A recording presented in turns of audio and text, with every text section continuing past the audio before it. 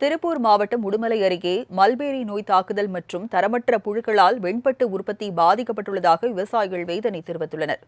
பட்டாடைகளின் பளபளப்புக்கு பின்னால் அதன் விவசாயிகள் படும் பாடு குறித்து விளக்குகிறது இந்த தொகுப்பு.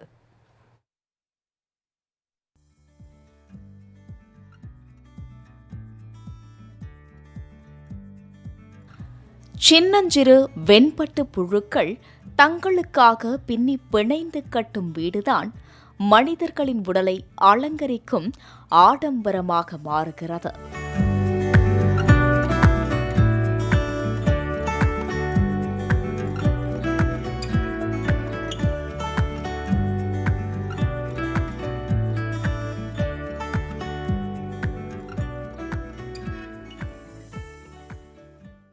விவசாய நிறுவனத்தில் இருக்கும் வெள்ளை முத்தாய் ஜொலிக்கும் இந்த பட்டுக்கூடுகள் இயற்கை மனிதனை அழகுபடுத்தி தந்திருக்கும் பரிசு.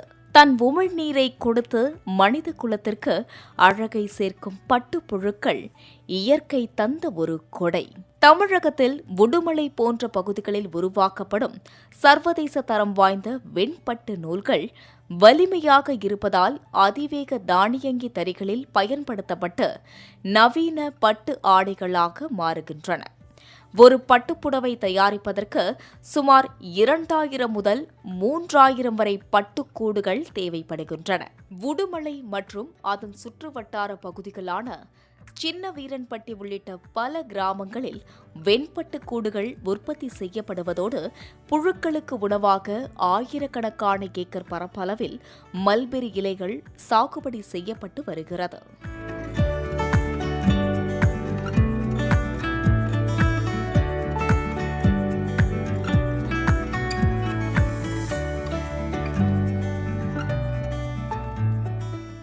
பட்டுப்புழுக்களின் பிரதான உணவாக மல்பெரி இலைகள் விளங்குவதால் அதன் ஆரோக்கியத்தை பொறுத்தே பட்டுக்கூடுகளின் தரமும் எடையும் அமையும்.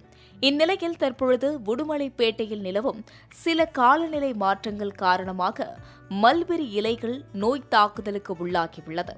இதனை ஆய்வு செய்து பூச்சி தாக்குதலை கட்டுப்படுத்துவதற்கு ஆலோசனை வழங்க வேண்டிய பட்டு வளர்ச்சித்துறை அலட்சியமாக இருப்பதாக கூறப்படுகிறது. இத்தகைய நோய் பாதித்த இலைகளை பட்டுப்புழுக்கள் உட்கொள்ளும் போது புழுக்கள் சுருண்டு பல்வேறு நோய்களுக்கு ஆளாகி பாதியிலேயே உயிரிழந்து விடுகின்றன. இதன் காரணமாக பாடுபட்டு வளர்த்த புழுக்களையும் இலைகளையும் பாதியிலேயே தீயிட்டு எரிக்க வேண்டிய நிலை ஏற்பட்டுள்ளதாக விவசாயிகள் வேதனை தெரிவிக்கின்றனர்.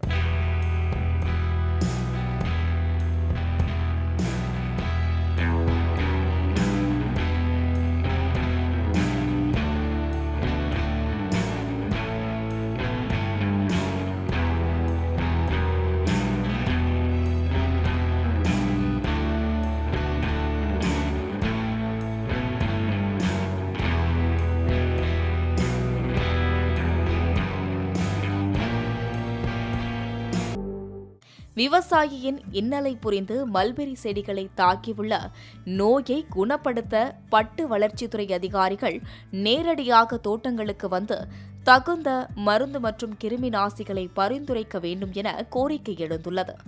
மேலும் தாய்ப்புழுக்களின் தரம், முட்டைகளை பொறிக்க வைப்பது போன்றவைகளையும் செய்யும் ஆய்வகத்தில் சோதனை மேற்கொண்டு தரமான முட்டைகளை விவசாயிகளுக்கு வழங்குவதை அதிகாரிகள் உறுதி செய்ய வேண்டும் எனவும் விவசாயிகள் கோரிக்கை விடுத்துள்ளனர். தரமான முட்டையை கொடுக்கறதுக்கு கவர்மெண்ட் ஆணையிடணும். முதல்ல முட்டை பொறுக்கி வைக்கிறது, காய்ப்புழுவு முட்டையை பதப்படுத்துற இடத்துல கவர்மெண்ட் அதிகாரிகள் தரமா இருக்கிற முட்டையை மட்டும் ஜாக்கிக்காரருக்கு அனுமதிங்க. தரமில்லாத முட்டையை கொடுக்காதீங்க. நீங்க தரமில்லாத முட்டையை கொடுத்து அவங்க கொண்டாந்து வளர்த்தி 7 நாளில் எங்ககிட்ட கொடுத்துட்றாங்க.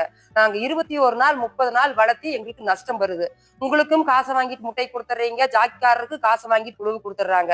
இடையில விவசாயிகள் 30 நாள் பாடுபட்டு வளர்த்தி எங்களுக்கு நஷ்ட ஈடு கவர்மெண்ட் தான் கொடுக்கணும். இப்போ 1 லட்சம் ரூபாய் நஷ்டம் வந்திருக்குது. கவர்மெண்ட் எங்களுக்கு இது கொடுக்கணும். தரமான முட்டைக்கு பரிந்துரை பண்ணணும். கவர்மெண்ட் அதிகாரிகளை கவனிக்கணும். பண்டிகைகளிலும் சுப நிகழ்ச்சிகளிலும் நாம் அணியும் பட்டுப்புடவைகளுக்கு பின்னால் ஒரு விவசாய குடும்பத்தின் ஓய்வில்லா உழைப்பும் வாழ்வாதாரமும் ஒளிந்திருக்கின்றன. தரமற்ற புழுக்களை வளர்த்து அதன் அழிவை சந்திப்பது என்பது சகித்துக் கொள்ள முடியாத ஒன்று. இதுபோன்ற பாதிக்கப்பட்ட விவசாயிகளுக்கு அரசு வழங்கும் நிவாரணம் வெறும் நிதி உதவி அல்ல, பட்டு உற்பத்தி அழிவிற்கு பாதை செல்வதை தடுக்கும் ஒரு பெரும் முயற்சியாகும் என்பது நிதர்சனமான உண்மை. மாலை முரசு தொலைக்காட்சி செய்திகளுக்காக உடுமலை செய்தியாளர் மணிவேலுடன் நந்தகுமார்.